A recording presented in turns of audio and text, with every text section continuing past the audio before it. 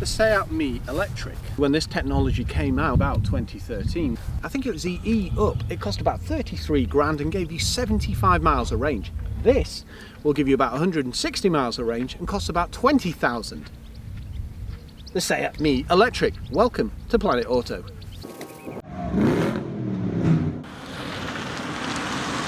To put it bluntly, VWG got this shape right. The Up, the Me and the City Go all look awesome, and the other thing is they haven't really aged either. They can get lots of different trims. You can get everything from an electric variant through to a TSI. Now, yeah, they've stopped selling them now, which is, it's a travesty, to be honest, because it is the perfect city car. Now the ironic thing is, this is electric, yet it has a grille, whereas the petrol Up doesn't. Now, yeah, technology hasn't really caught up with this car, to be honest. No LED lights, halogens. And believe it or not, the daytime running lights are even bulbs too. But you do have things like lane keep assist, collision detection. I'm also especially fond of this aggressive line here and this chunky type of bumperage. It just works.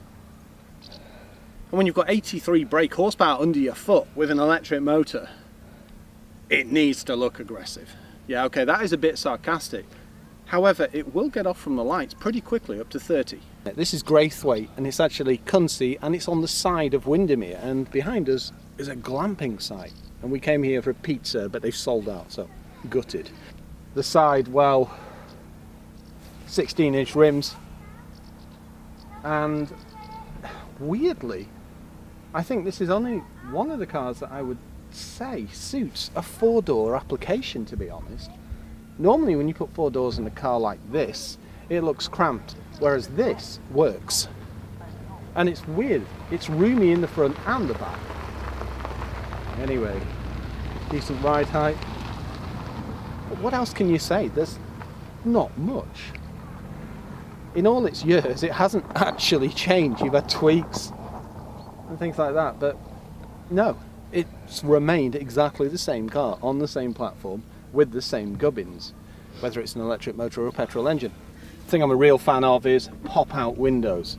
You've got discs on the front and drums on the rear, but to be honest, you don't need anything more uprated. Now, I might be tall, but this is still ridiculously diddy. Nice sporty spoiler, hell of a bright light.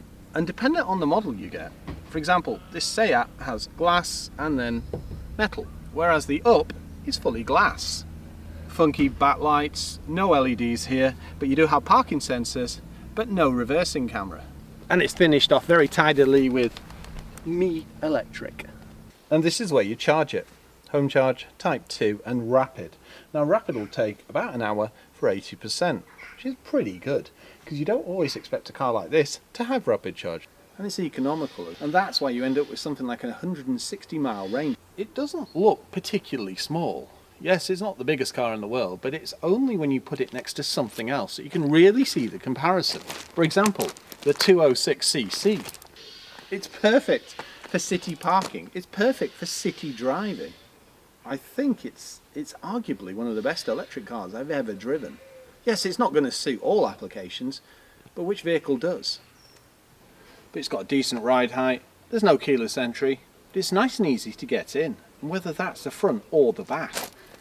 It's just an exceptionally well designed car. It's no wonder it's been around for so long. The doors open nice and wide, and the first thing you notice is paintwork. That reminds me of a Ford car. Also solid plastics, but good build quality. Yeah, you're going to be hard pushed to find any soft touches, rubbers or anything like that. In fact, I will point out where there is soft touches. Steering wheel, handbrake cover and gaiter.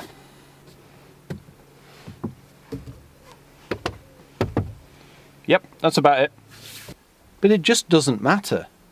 A car like this you don't expect lush finishes, you don't expect premium materials left, right and centre. Saying that, I do think these seats are very, very smart, and I am a fan of this white piping. Reminds me of Astra GT Mark 1 seats. Oof. And the stripe down the middle. Also, they're shaped in tombstones. Very Porsche. It's just well constructed, it really is. I mean, everything's solid. The car wobbles. I'm also a fan of this as well. I think it really brightens it up. Yeah, this is an interesting thing. Believe it or not, when they first released these, they used to come with a little computer that would connect and give you things like MPGs. But this is just perfect for a smartphone. I've got decent room in here. My head, look, I've got a good 3 inches or so. Decent leg room. Steering wheel, I can do this and it will go up and down. But no reach. But it doesn't seem to affect the position, to be honest. The seats aren't the most buckety, but they're very comfortable and they're all manual. And for 20 grand, it is a bargain in the electric car market, it really is. Infotainment screen, yes. The first one that I think ever that's not touch screen. So you can control it with these little navigation buttons here. This also doubles as your parking sensors as well. And my favourite, an auxiliary port. There's also air conditioning, and that's heated seats in an electric car. It'd be interesting to see how much they deplete. Nevertheless, they're there for when you're in winter. Very nice. Nice simple cluster. Charge on the left, and then a blue bar, and then a white boost bar. To the centre, it's just literally a speedo. You've got a little computer underneath as well, and you can see various bits of information. And I'm a real fan of the petrol gauge, which is kind of an adapted electric kind of storage thing. It's really well done. Instead of it having a petrol can or whatever on the right, it's got the battery, but it still has it in 1, 3/4, half and quarter. If you put things like that in, you will scare far less people with electric vehicles. You really will. 12-volt socket and your driving modes, Eco and Eco Plus. There's also a charge button here, and yeah, well, some mini storage holders. That's about it, really. Automatic lights. Don't think the rain sensing wipers. And you've got cruise control here as well. Shifter, straightforward. P, R, N, D and B. Put it in B and it'll give you regen braking. I've got a decent door pocket and mini glove box, but there's a nice area here to store something. I've got Aleki mirrors, but they're not power folding. Decent ride height, as I mentioned, and getting in the back. Okay, the door doesn't open quite as wide as the front, but it's not so bad nevertheless, especially for a car with proportions like this.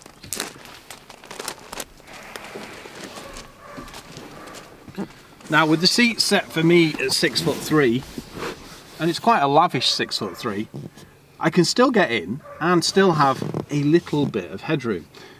Now, if I put this forward, say, 2 inches, it wouldn't be so bad, to be honest, considering it's a city car. Vision out of here, I can just about see through the window, which is good because in some other cars, I literally look right at the headliner. The one thing that is a bit strange is that massive transmission tunnel in the centre. Is there a 4-wheel drive variant? There's lots of safety in here, including airbags like round the vehicle, but there's no grab handles on any of the doors. So realistically, you could have 4 6'3" adults in this car. Yes, it don't get any air because otherwise bang, but apart from that, it's doable. One thing that's really noticeable is how upright this rear seat is. But if you put it any further back, you'd have absolutely no room in the boot. I would prefer it if my seat went a bit further back, but Annabelle prefers this kind of thing because it's more upright. Hard plastics everywhere, there's nowhere padded to put your arm, but you do have this like micro door pocket. No electric windows. You do have privacy glass in the back, but it's not that bad. It's pretty good considering you've got this big back window and it seems to let quite a bit of light in. It would have been nice to see a sunroof in this, especially a big panoramic, but that would probably double the weight of the car and put the price up about another 3 grand. Failing that, a ragtop. Now that would be a really nice idea. Now the nice comfortable seats, they're not actually so far from here either, because some cars the seat just doesn't come out far enough, so I'm kind of perched on the end. Whereas this is pretty good, and I can get my feet under the seat as well, so that's an added bonus. If I want to climb over there, I better get my rock climbing gear because of the transmission tunnel. But I've got a cup holder on it. It's really nice to see that the styling is continued in the back as well. Looks very racy with the checkered and the stripes. No USBs, no vents, but things you don't really expect in a city car anyway. It does what it needs to. Carries 4 people. To pop the boot, you just hold down the button on the key fob. Or you can use that. Once open, 250 litres of space. But it's a city car. I'm going to keep going back to that, because that's it. It's not going to have a lot of room. You can get your shopping in there if there's, say, 2 people. But you do have extra storage under here. And there's a charge cable there as well. You've got a light, shopping bag hooks, and 60/40 folding seats. So you can actually drop the floor to here, so that will make it quite a bit deeper. It's easy to pop out the parcel shelf, just literally lift. To release is nice and simple. Just push this forwards. Now you can see straight away that it's best to have the false floor here, because that way you've got a nice flat loading area. You can get more stuff in there than you'd actually give it credit for. So electric cars are awesome thing, but the other thing is they can creep up on you. And the thing about the Me is it does exactly that. I've had to lean out of the car a couple of times and say, excuse me. It's extremely quiet. There is a sci-fi noise, but it's barely audible, making it the perfect car for a burglar or an assassin. However, I don't think that's the intended market of the electric Me. It's fun to drive. Essentially, it's a city car. Yeah, you can throw it around on the back road, but it does, what's the word, skip about a bit. It's got skinny tyres. But saying that, it can be pretty fun, especially if you just decide to floor it. It's just got, whee, it's got electric power, meaning you can nip up to speed limits pretty rapidly. It'll surprise a few people from the lights as well. Body roll, yes, can't really get away from it. But that's not what it's built for. It's not built to be lowered, it's not built to be throwing it into corners. It's built for travelling around the centre of London and being rather economical while you do it. Saying that 160 mile range, which increases to about 220. Yes, there is road noise. That note, I'll actually put my window up a bit. It's not the worst, because let's face it, an electric car has to drown out quite a lot of things. Ambient noises outside, tyre noise, even people behind with loud raucous engines. Like that pesky Type R FK8 we've just driven. It's a pleasant drive. And the regen's good as well. You just activate that by pushing this back and it will go B. Also, these are perfect for horses, because you can just crawl past them. It's got lots of safety, including lane keep assist. There's also airbags and all other types of things as well. A rather important thing is the regen. I mentioned that if you hit B here, then for some reason it says level 4. Now, that would beg the question that there's other levels, but can I find them? I have absolutely no clue how to change them. All I can say is on level 4, if I back off, it'll stop. Well, it'll creep. And that is probably good enough for 90% of your city driving and also country driving. Now, I took it out before to pick Oscar up from Honda, and I thought, yeah, I'll take the Seat Me and see how much range I use. And I basically had a bit of play around, a couple of launches, threw it into some bends, and then let it regen a couple of times going down some hills. And when I got back, essentially I'd used no range. And it does seem to be very good, especially on steep hills. It seems to regen far more than some of the other models. You think electric car, have I got a performance mode? No. Have I got a comfort mode? No. But I do have a normal mode, which is kind of, I suppose it's a variant of performance and comfort. But you do have Eco and you have Eco Plus. Now bear in mind, when you put it in Eco and Eco Plus, it does say performance and comfort will be severely affected, or some such thing in the cluster. and you do notice the difference. Mind you, it will boost your range quite significantly. Oh dear, a large van. The thing that you've always got to love about one of these is how silent they are in the little villages like Slackhead, Silverdale and Arnside. It's just a pleasure to drive. You do get a slight rumble of the tyres, but that's about it. I'm actually charging Vanabelle points here.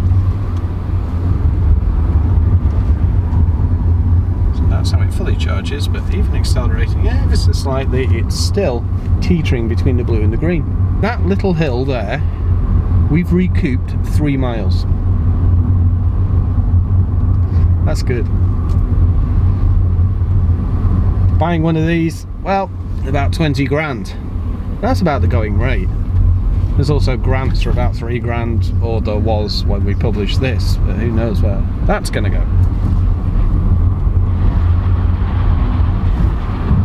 I think I'll demonstrate a quick launch from here now, so you can see how rapid the electric Me can be. Shred of tyres, 30. Now over 30, that's where you start losing performance. But you've only got 83 horses, so it makes perfect sense.